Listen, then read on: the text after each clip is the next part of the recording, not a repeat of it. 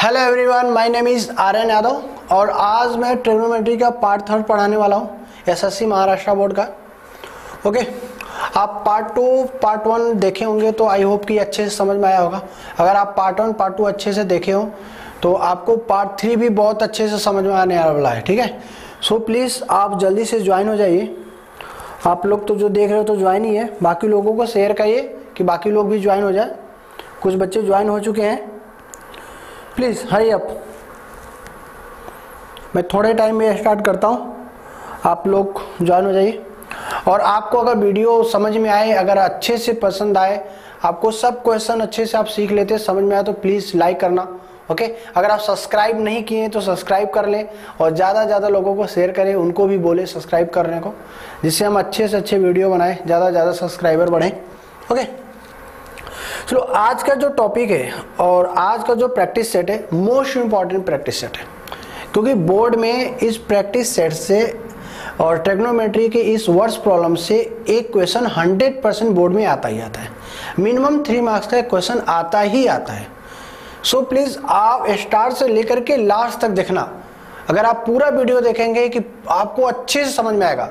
अब बहुत long video नहीं होगा, मैं शॉर्टकट में वीडियो बनाऊंगा और इम्पॉर्टेंट क्वेश्चन मैंने लिया है जो आपके एग्जाम में आएगा ही आएगा। ओके, सो स्टार्ट से लेकर के लास्ट तक आप देखना, ये मेरा आपसे रिक्वेस्ट है। और आपको अच्छे समझ में आएगा, आप सीख लेंगे एक बार तो आपका 3 to 4 मार्क्स कहीं नहीं गया है। ठीक है, ट्रिग्नोमेट्री में एक क्वेश्चन आता ही आता है। ठीक है, तो चलो स्टार्ट करता हूँ। सबसे पहले स्टार्ट करने से पहले कुछ चीज़ें हैं जो आपको सीखना पड़ेगा। एक है angle of elevation and angle of depression. ठीक है, first one thing, angle of elevation क्या होता है। इसमें दो ये चीज यूज किया, जैसे यहाँ क्वेश्चन में है एंगल ऑफ एलिवेशन। ऑलरेडी मैंने आपके टेक्स्ट बुक का क्वेश्चन लिखा है। एंगल ऑफ एलिवेशन क्या होता है। सपोज करो आप यहाँ पे हो, ओके, आप यहाँ ग्राउंड पे हो और आप ऊपर की तरफ कुछ देख रहे हो। आप ग्राउंड पे है और यहाँ पे टॉप पे लाइक इस फ्लैग है, टॉप पे अगर आप देख रहे हो तो आपके आईज से जो एंगल बनेगा, जहां भी आप टॉप पे देख रहे हो, उसको हम लोग बोलेंगे एंगल ऑफ एलिवेशन। क्या बोलेंगे? Angle of elevation. मतलब ये जो एंगल, मतलब अगर आप ऊपर की तरफ कुछ भी देखते हो तो जो आप नीचे से ऊपर की तरफ देखते हो तो आपके आई से और टॉप के जो लाइन ड्रॉ होगा, ठीक है, बेस से, ठीक है, जो भी एंगल बनेगा उसको बोलेंगे एंगल ऑफ एलिवेशन। मीन्स आप ऊपर की तरफ देखते हो तो एंगल ऑफ एलिवेशन, लेकिन आप ऊपर से नीचे की तरफ देखते हो, मतलब अपवर्ड डायरेक्शन में देखते हो, अपवर्ड में देखते हो तो एंगल ऑफ एलिवेशन बनेगा। अगर आप अपवर्ड से डाउनवर्ड देखते हो तो एंगल ऑफ डिप्रेशन बनेगा। ठीक है, फॉर एग्जाम्पल सपोज करो आप यहाँ पे कहीं बेस है, सपोज करो आप यहाँ टॉप पे खड़े हो, आप थोड़ा बड़े हो, ठीक है, आप यहाँ पे खड़े हो, ठीक है, और आप यहाँ से कोई चीज़ यहाँ पे देख रहे हो, डाउनवर्ड साइड में यहाँ पे कुछ भी आप यहाँ पे देख रहे हो, सपोज के पॉइंट पे देख रहे हो, तो ये जो आप यहाँ से देख रहे हो ना, तो यहाँ पे सपोज करो ऐसा कुछ बना दो, तो यहाँ से जो आप देख रहे हो जो ए एंगल बनेगा, ये जो एंगल बनेगा इसको बोलेंगे एंगल ऑफ डिप्रेशन। क्या बोलेंगे? Angle of depression. जब आप अपवर्ड से डाउनवर्ड देखते हो, D for downward, D for depression. Okay, इतना याद रखना। मीन डाउनवर्ड देखते हो डिप्रेशन, अगर आप अपवर्ड देखते हो तो उसको क्या बोलोगे? एलिवेशन। ठीक है, बस इतना याद रखना, बाकी क्वेश्चन बहुत इजी है, बस आप क्वेश्चन अच्छे से पढ़ना। देखो जैसे क्वेश्चन नंबर 1 है, ध्यान से समझो, ओके, और लास्ट तक देखो। शेयर करो यार, फटाफट शेयर करो, क्या आंख में चल गया यार, शेयर करो। क्वेश्चन है, a person is standing at a distance of 80 metre from a church looking at its top.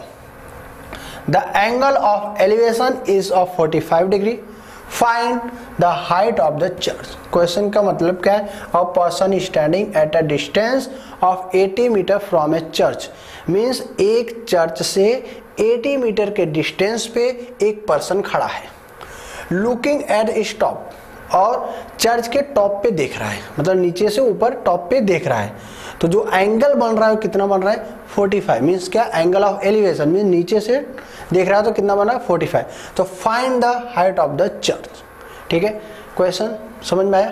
तो देखो क्या करना है। सपोज करो एक चर्च है, सपोज करो ए बी मैंने ले लिया चर्च है, आप लिख सकते हो A be present the church, ठीक है।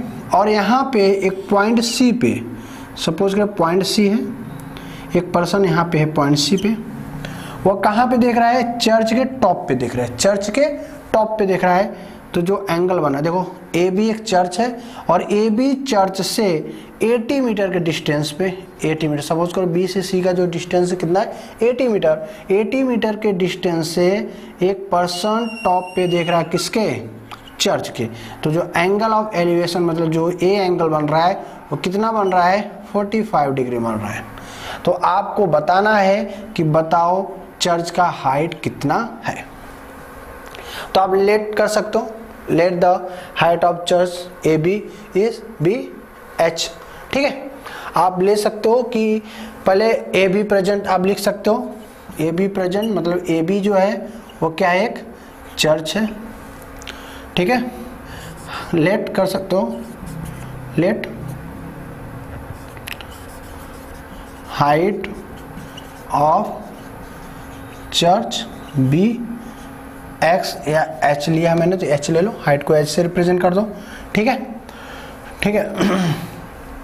और बी सी इक्वल टू कितना है, जो डिस्टेंस बी से सी का जो डिस्टेंस वो कितना है 80 मीटर है, ठीक है। और थीटा कितना दिया है, थीटा दिया है 45, theta means angle of elevation. क्यों एंगल ऑफ एलिवेशन, क्योंकि आप डाउनवर्ड से अपवर्ड देख रहे हो, अपवर्ड देख रहे हो तो एलिवेशन, और डाउनवर्ड देखते हो तो डिप्रेशन, ओके।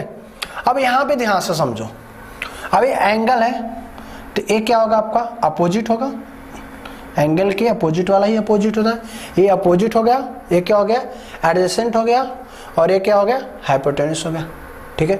तो आपको गिवन क्या क्या है, गिवन है आपको एडजेसेंट, तो पूछ क्या रहा है हाइट मीन्स अपोजिट पूछ रहा है, तो अपोजिट और एडजेसेंट किसके बीच का रिलेशन होता है, tan का। ये देखो हाइपोटेन्यूस होता है, ये क्या होगा अपोजिट होगा, ये एडजेसेंट होगा। तो आप फॉर्मूला क्या लिखोगे, tan theta equal to opposite, opposite क्या होगा A B upon adjacent, adjacent क्या होगा बी सी, ओके। और tan और थीटा की वैल्यू कितना है 45, तो 45 इक्वल टू ए बी हमने क्या लिया है, हाइट h लिया है, बी सी क्या है 80 है। अब यहाँ पे देखो tan 45 का वैल्यू कितना होता है 1, टेबल में देख लेना, tan 45 का वैल्यू क्या होता है 1, h अपॉन 80, क्रॉस मल्टीप्लाई होगा तो h इक्वल टू कितना हो जाएगा 80 मीटर, मीन्स इस चर्च का हाइट कितना है 80 मीटर है। यही आपका क्या होगा फाइनल आंसर, ओके।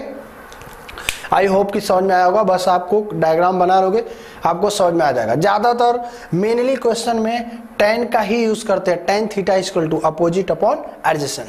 आपको ट्रिक बताया होगा, ओ आओ हो हाँ, ये होता है साइन का, ये होता है कॉस का, ये होता है tan का, वो अपॉन ए मीन्स अपोजिट अपॉन एडजेसेंट। तो अपोजिट आपको ऐसे इसको फाइंड आउट करना है और एडजेसेंट आपको गिवन है, तो जो भी गिवन हो उसी का फॉर्मूला आपको अप्लाई करना है, ओके। आई होप कि आपको समझ में आ गया होगा। चलो नेक्स्ट क्वेश्चन लेते हैं, रब करता हूँ मैं, आप इसको पॉज करके कर लेना बाद में, ठीक है, लिख लेना।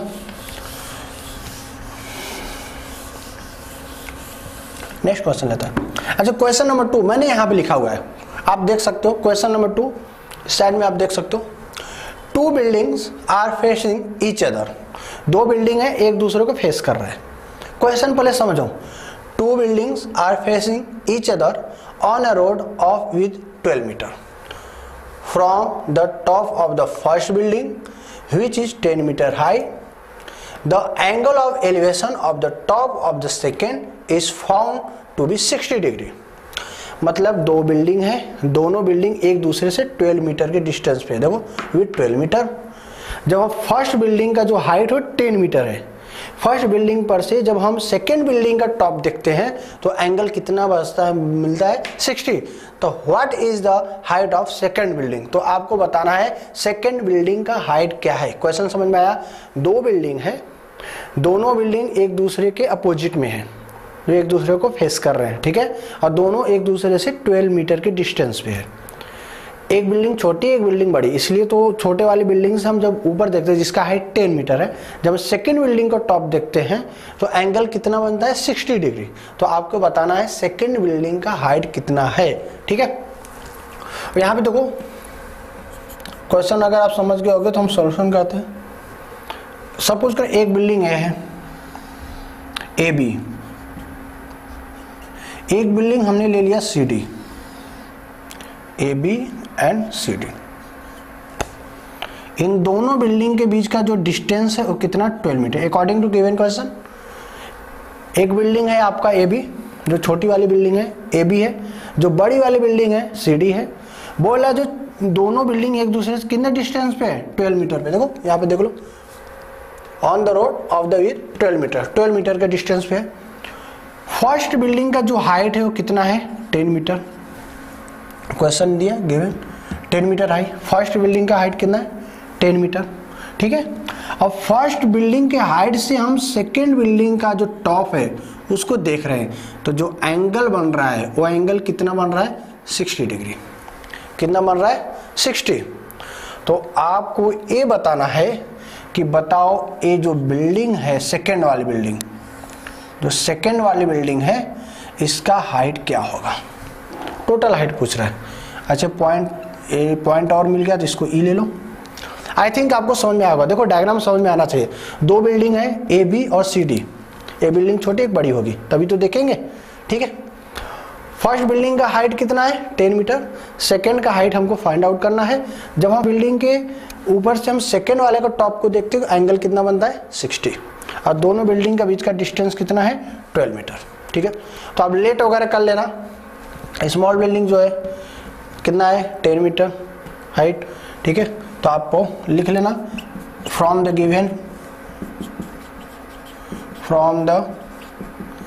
गिवन फिगर, जो आपको फिगर बनाया आपने। ए बी कितना है 10 मीटर। ठीक है, आप लेट कर लेना, let first building be A B पूरा लिख दो। नहीं बोलोगे सर क्या लिखते हैं। Building first building be A B equal to 10 metre, and जो सेकेंड बिल्डिंग होगा वो क्या है सी डी इक्वल टू हम ले लिया एच, नहीं मालूम है इसको फाइंड आउट करना तो एच ले लिया। ठीक है, और दोनों बिल्डिंग का बीच का जो डिस्टेंस है बी डी कितना है 12 मीटर, जो गिवन अभी मैं वही लिख रहा हूँ। और एंगल ऑफ एलिवेशन कितना है 60 डिग्री। ठीक है, अब ध्यान से समझो। डायग्राम से आपको क्या पता चलता है, फ्रॉम द गिवन फिगर। देखो यार समझ में आ रहा हो तो लाइक कर दो यार, फटाफट शेयर करो यार और लोग जुड़े।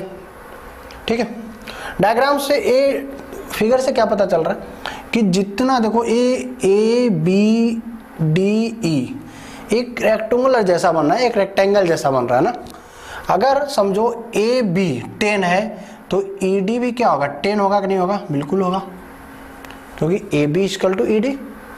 हाँ, अगर ए बी है A B equal to D होगा कि नहीं होगा, कितना होगा वो 10 मीटर होगा। ठीक है, कौन सा फिगर की हम बात करें, rectangular A B D E. ठीक है, जितना बी डी होगा उतना ए ही होगा, मतलब ए एक्स के इक्वल होगा, बी डी इक्वल टू ए। क्यों, रेक्टेंगल है तो अपोजिट साइड तो इक्वल ही होगा। ओके, अब हमको मालूम है ये 12 है तो ये भी 12 होगा। अब हम सबसे पहले सी ई निकाल लें, यहाँ तक डी हमको 10 मालूम है। अगर सी मालूम चल जाए, अगर हम सी से ई का डिस्टेंस निकाल लें, सी से ई का हाइट निकाल लें, तो इस हाइट में ऐड कर दे तो टोटल हाइट निकल आएगा। टोटल हाइट है क्या डी ई प्लस ई सी, यही तो है। तो डी तो ऑलरेडी मालूम है 10, हमको ई सी निकालना है। ठीक है, तब देखो ए क्या हो जाएगा एडजेसेंट हो जाएगा। अब इसको हम निकाल लें तो हम लोग क्या निकालेंगे tan theta equal to, now tan theta equal to ये हो जाएगा अपोजिट, ये हो जाएगा adjacent. Opposite upon adjacent means opposite क्या है सी, एडजेसेंट क्या है ए ई, क्या है ए ई। tan थीटा का वैल्यू कितना गिवन है 60, CE और AE की वैल्यू कितना है 12। ध्यान से समझो, tan 60 equal to CE upon 12 और tan 60 का वैल्यू कितना होता है, tan 60 का वैल्यू होता है √3। tan 60 का वैल्यू कितना होता है टेबल में देख लेना, √3 equal to CE upon 12। 12 cross multiply होगा तो क्या हो जाएगा, CE इक्वल टू होगा 12√3। ध्यान से देखो, इसका वैल्यू कितना आ गया, इसका वैल्यू कितना आ गया 12√3।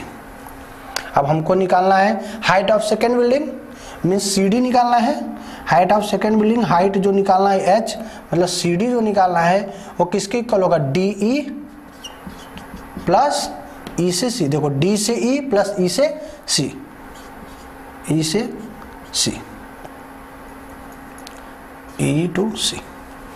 अब D हमको कितना मिला है 10 और EC कितना मिला है 12√3। जो हाइट होगा वो कितना हो जाएगा 10 प्लस 12√3, इतना मीटर होगा हाइट। यही होगा आपका आंसर। ओके, ऐसा क्वेश्चन आता है यार एग्जाम में। सो बहुत अच्छे से आप करो, आराम आराम से करो, क्वेश्चन को समझ को करो, कोई जल्दबाजी नहीं है। अच्छा टाइम आपको मिलता है, ठीक है, एग्जाम आपको अच्छा खासा टाइम मिलता है, तो आप आराम से देख करके क्वेश्चन को करो।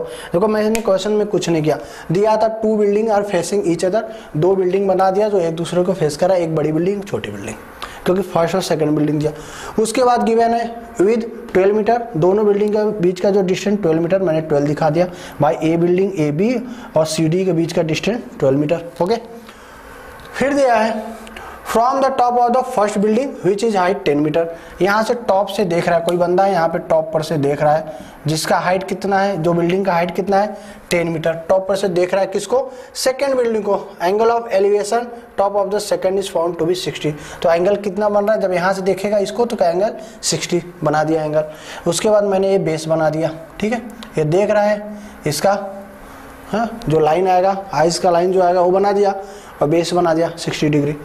अब मैं देखा क्वेश्चन में गिवन क्या क्या है और क्वेश्चन को देखते हुए कर दिया सबको, कुछ नहीं। 10 का अप्लाई करो, ए वैल्यू निकलगा, ए ऑलरेडी एक रेक्टेंगुलर शेप बनेगा, तो अपोजिट साइड इक्वल कर दो, इसको निकाल के बस इसमें ऐड कर दो, हो गया आंसर। इजी यार, सिंपल है। ओके, चलो आगे समझ में, तो मैं इसको रफ करता हूँ। एक क्वेश्चन और मैं बताता हूँ, ये भी क्वेश्चन मोस्ट इंपॉर्टेंट है जो मैं अभी जा रहा हूँ बताने, बट आपको समझ में आना चाहिए यार।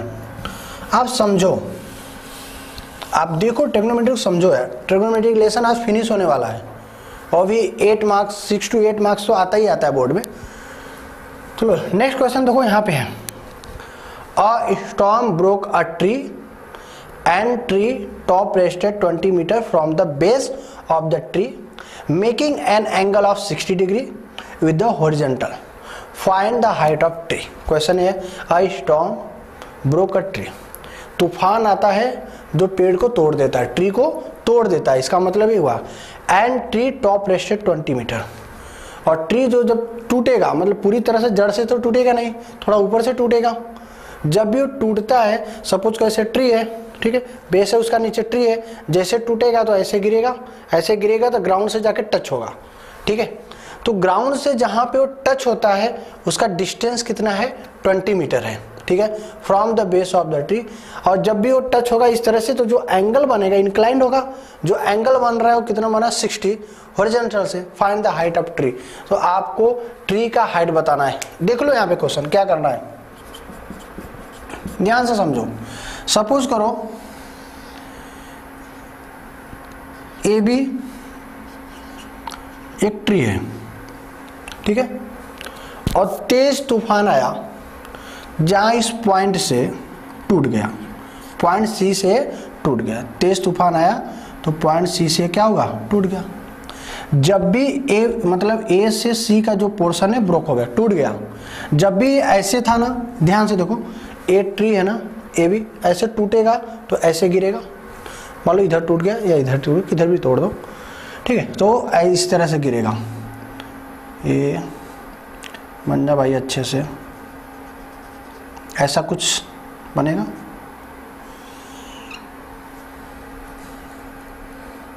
ये टूट गया ऐसे, ठीक है। ये टूट गया और यहाँ पे गिर गया, ये आकर के ग्राउंड से टच हो गया, मतलब पॉइंट डी पे आके टच हो गया।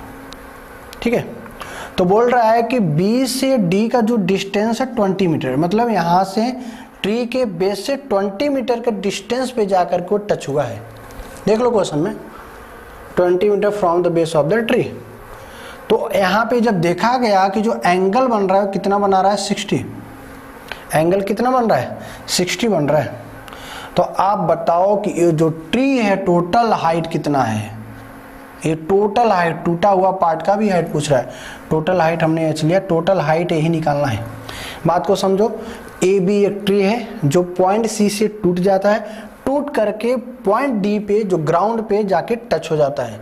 तो जहां पे ग्राउंड पे टच होता है वहां से ट्री के बेस का जो डिस्टेंस है कितना है 20 मीटर है। तो आपको बताना है ट्री का हाइट कितना है, जबकि वो टूटा हुआ पोर्शन एंगल कितना बनाता है 60।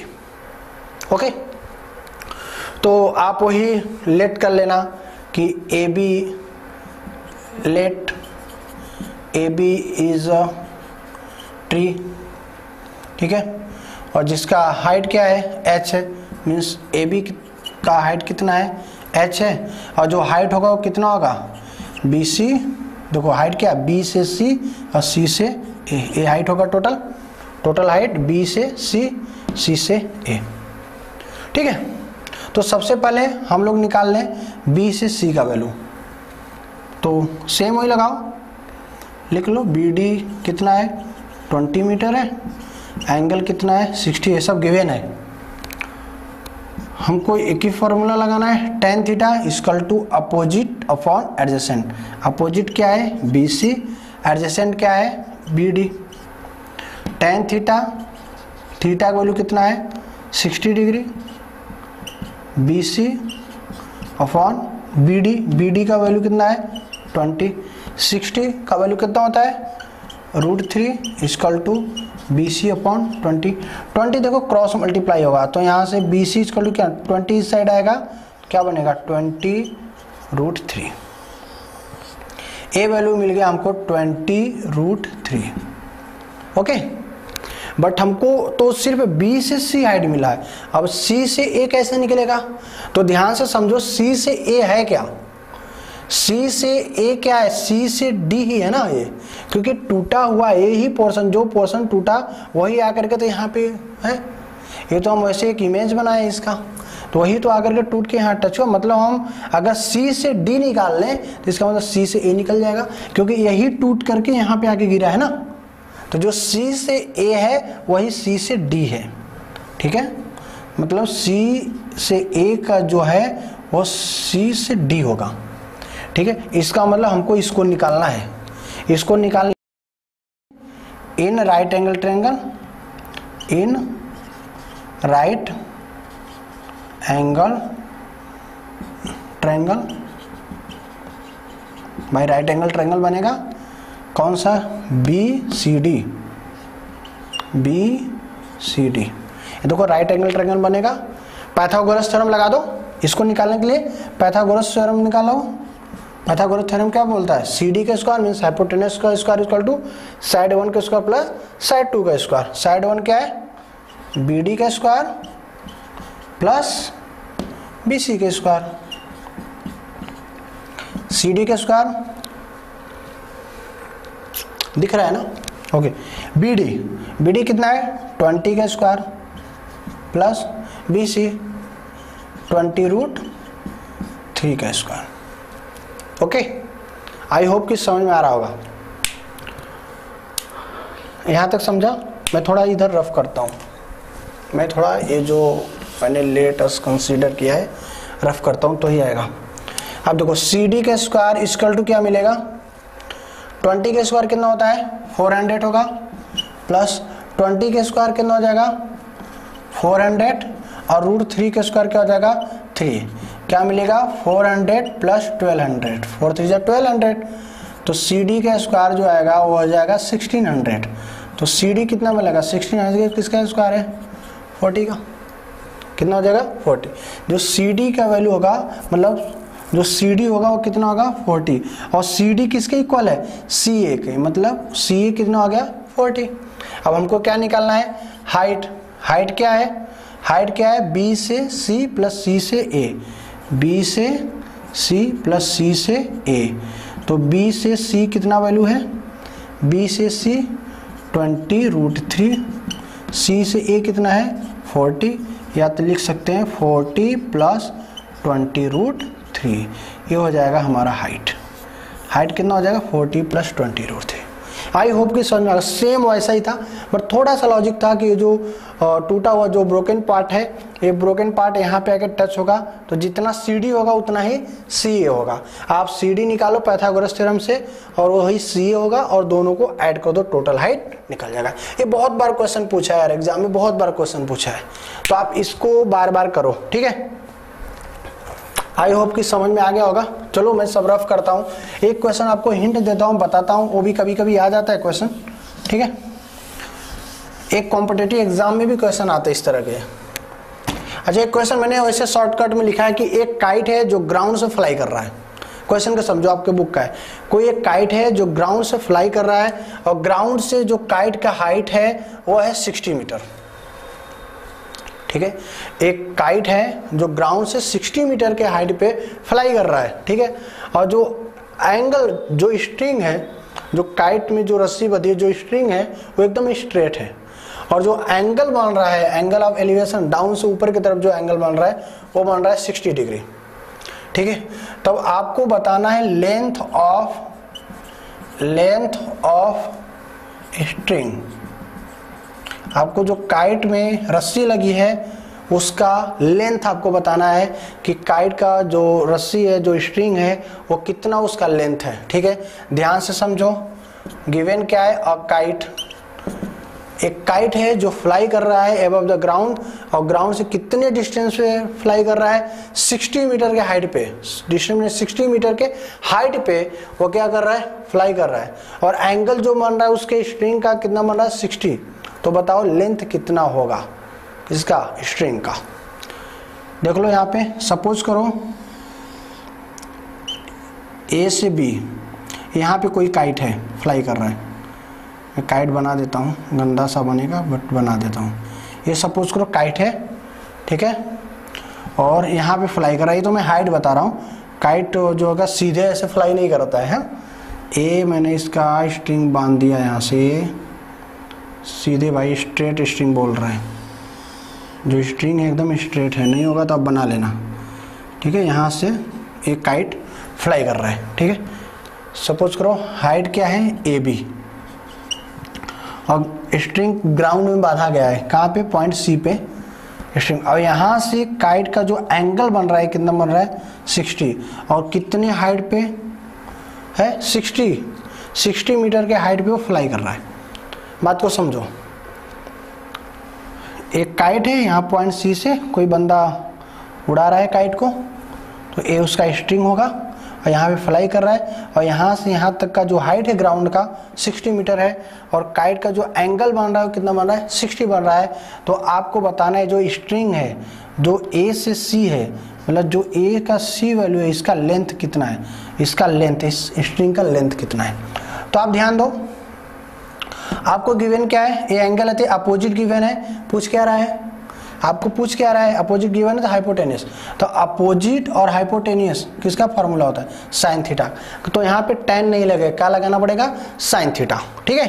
तो आप लिख सकते हो AB, जो हाइट AB है वो कितना है 60 मीटर, जो एंगल है वो कितना है 60 है, लेंथ ऑफ स्ट्रिंग LS से दिखा रहे उसको फाइंड आउट करना है, ठीक है। AC length of string means AC आपको फाइंड आउट करना है। तो आप क्या लगाओगे, साइन थीटा इक्वल टू क्या होता है, अपोजिट अपॉन हाइपोटेनस। अपोजिट क्या है AB, और हाइपोटेनस क्या है AC। तो साइन थीटा, थीटा के प्लेस पे क्या रखोगे 60, AB कितना दिया है 60, डिवाइड बाई AC तो हमको फाइंड आउट करना है। और साइन 60 की वैल्यू कितना होता है भाई, √3/2। देखो नहीं दिख रहा हो तो इधर देख लो, साइन 60 की वैल्यू कितना होता है √3/2 equal to 60 divide by AC। Cross multiply कर दो, तो AC इस साइड जाएगा, 2 उधर जाएगा, ठीक है, और √3 डाउन आएगा। ओके, अब √3 डाउन में है तो इसको हटाने के लिए √3 से अप, √3 से डाउन मल्टीप्लाई कर दो। ठीक है, ध्यान से देखो, तो AC क्या मिलेगा, 60 × 2 √3, ये रूट तो ऊपर रहेगा, और √3 × √3 कितना हो जाएगा 3, तो 3 2 जा 6 मीन्स 20, और 20 × 2 क्या हो जाएगा 40, तो AC कितना हो जाएगा 40 √3। जो स्ट्रिंग का लेंथ होगा वो कितना हो जाएगा 40 √3, और √3 का वैल्यू होता है 1.73। तो अगर √3 का वैल्यू अगर गिवन हो तो यहाँ पे 1.73 देख करके क्या मल्टीप्लाई कर लेगा 40 में, तो फाइनल आंसर आ जाएगा। ओके, बहुत अच्छे। तो आप प्लीज़, यही आपका लास्ट था और ट्रिग्नोमेट्री का पार्ट 3 फिनिश होता है। अगर आपको वीडियो पसंद आया हो तो प्लीज़ लाइक कर दो और ज़्यादा से ज़्यादा लोगों को सब्सक्राइब करवाओ और ज़्यादा से ज़्यादा लोगों को शेयर करो। ओके, ऐसे वीडियो हम लाते रहेंगे। और ध्यान देना कि इंपॉर्टेंट क्वेश्चन है, इसको आपको करना ही करना, नहीं समझ में आएगा दोबारा देखना। हमारा जो बेस्ट ट्रिक ट्रिग्नोमेट्री उसको देखो, पार्ट 1 देखो, पार्ट 2 देखो, तो पार्ट 3 अपने आप समझ में आएगा। और इम्पॉर्टेंट है, इससे क्वेश्चन आता ही आता, आप कर लो। ओके, आई होप कि आप अच्छे समझ गए होंगे। ओके, तो thanks a lot, please subscribe my channel. Okay, thanks.